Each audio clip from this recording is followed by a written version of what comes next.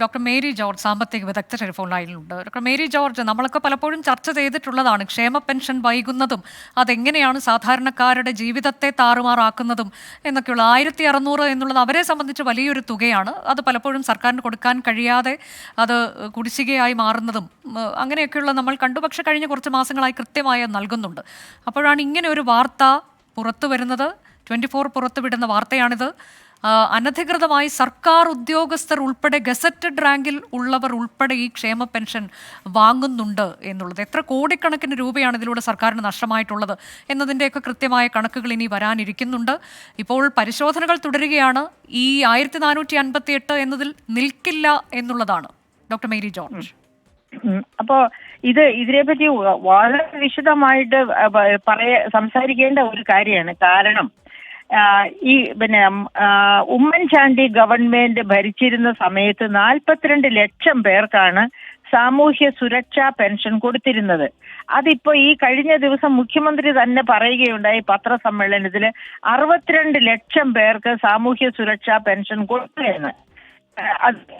അതിൽ പല പ്രാവശ്യം താങ്കൾ പറഞ്ഞതിൽ നിന്ന് വ്യക്തമായിട്ട് പലപ്പോഴും കുടിശ്ശിക വരാറുമുണ്ട്. അപ്പൊ പക്ഷേ നിങ്ങൾ CAG റിപ്പോർട്ട് എന്ന് എടുത്തു നോക്കണം.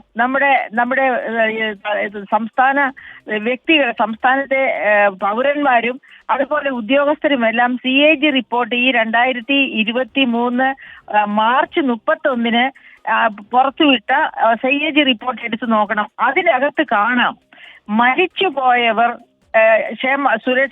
സാമൂഹ്യ സുരക്ഷാ പെൻഷൻ മേടിക്കുന്നു. അതുപോലെ തന്നെ അതായത് അത് തന്നെ പല ജില്ലകളിലും വളരെ കൂടുതൽ പേരാണ് ഇങ്ങനെ ഈ സാമൂഹ്യ സുരക്ഷാ പെൻഷൻ മരിച്ചുപോയവർ വളരെ വർഷങ്ങളായിട്ട് മേടിച്ചുകൊണ്ടിരിക്കുന്നു.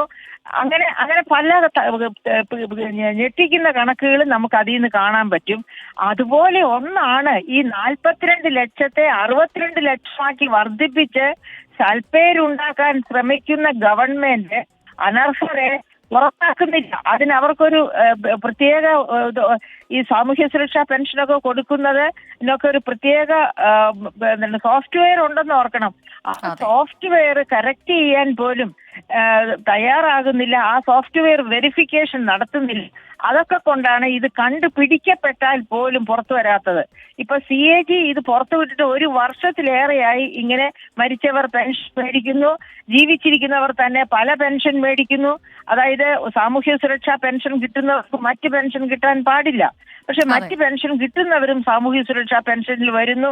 അങ്ങനെയാണ് ഈ 42 ലക്ഷം എന്നുള്ളത് 62 ലക്ഷമായിട്ട് കൂടുന്നത്. അപ്പൊ നമ്മൾ ഓർക്കേണ്ടത് സംസ്ഥാനത്തിന്റെ ഇപ്പോഴത്തെ ധനസ്ഥിതിയാണ്. ഒരു നിവൃത്തിയുമില്ലാതെ കടത്തിലേക്ക് മുങ്ങി താണുകൊണ്ടിരിക്കുകയാണ് സംസ്ഥാന ഗവൺമെന്റ്. കഴിഞ്ഞ ദിവസം CAG വിട്ട റിപ്പോർട്ടിൽ തന്നെ ഉണ്ട്. അതായത് 41 കോടി 14 ലക്ഷത്തിലധികമായിരിക്കുകയാണ് 41.14 ലക്ഷം കോടി. 40 ലക്ഷം 40 അങ്ങനെ പറഞ്ഞാലും ശരിയാണ്. അപ്പൊ 41.14 ലക്ഷം കോടിയിലേക്കായിരിക്കുകയാണ് കേരളത്തിന്റെ സഞ്ചിതം. അത്ര വലിയ കടക്കണിയിലായിരിക്കുന്ന ഒരു സംസ്ഥാനം.